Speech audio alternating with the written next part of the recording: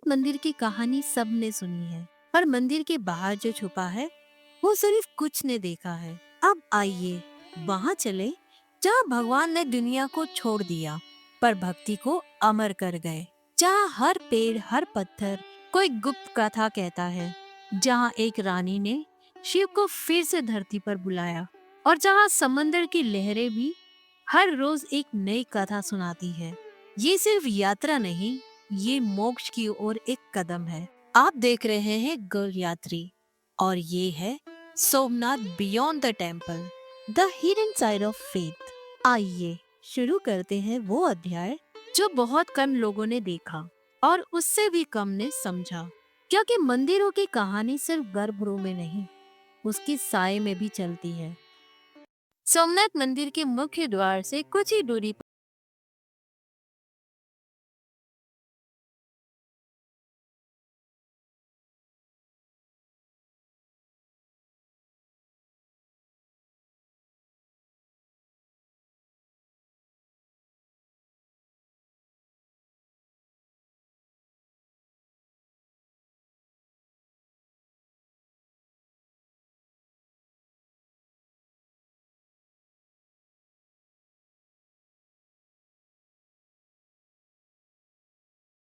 आध्यात्मिक दुकानों तक मंदिर परिसर में अहिल्या बाई की प्रतिमा विराजमान हो चुकी है, जो हर श्रद्धालु को याद दिलाती है कि कभी-कभी इतिहास को दोबारा गढ़ने के लिए तलवार नहीं, सिर्फ भक्ति और संकल्प चाहिए होता है।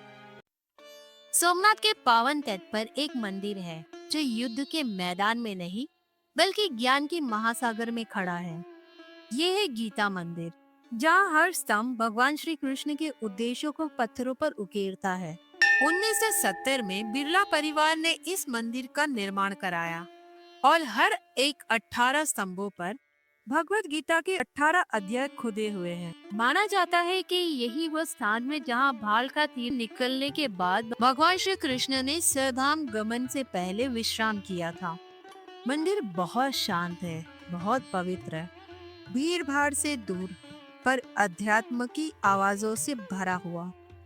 यह मंदिर सोमनाथ मंदिर से कुछ ही दूरी पर है, त्रिवेणी संगम के पास एक छोटे से परिसर में स्थित है।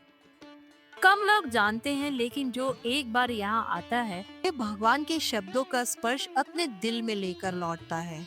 मंदिर रोज सुबह 6 बजे से शाम के 6 बजे तक खुला रहता है। तो अगली बार अगर आप सोमनाथ आए या एक बार माथा जरूर टेकने आए।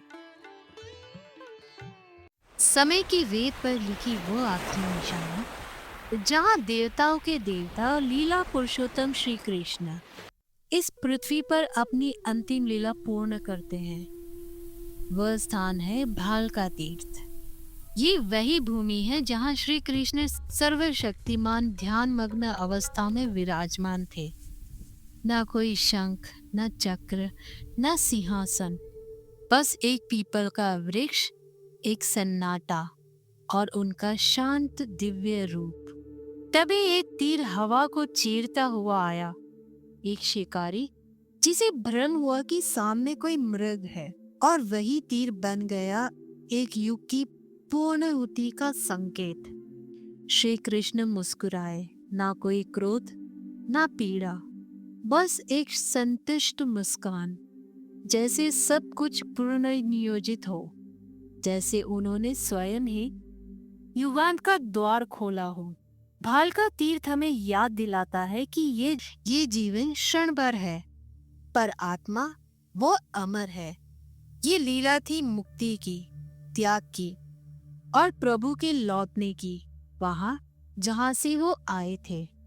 ये है भालका तीर्थ, जहाँ समय होगा नहीं, बल्कि वहीं से द्वापर युग ने अपना अंतिम श्वास लिया और कलयुग ने अपनी पहली करवट ली। अगर आपको ये अध्याय पसंद आया तो अगली कड़ी में हम मिलेंगे पांडव गुफा, राम मंदिर, त्रिवेणी संगम, सूर्य मंदिर और बाणगंगा की कहानियों के साथ। गर्ल यात्री को सब्सक्राइब जरूर करें, क्योंकि अगला पड़ाव और भी दिव्य है। आइए गर्ल यात्री की इस रहस्यमय यात्रा को साथ मिलकर आगे बढ़ाते हैं।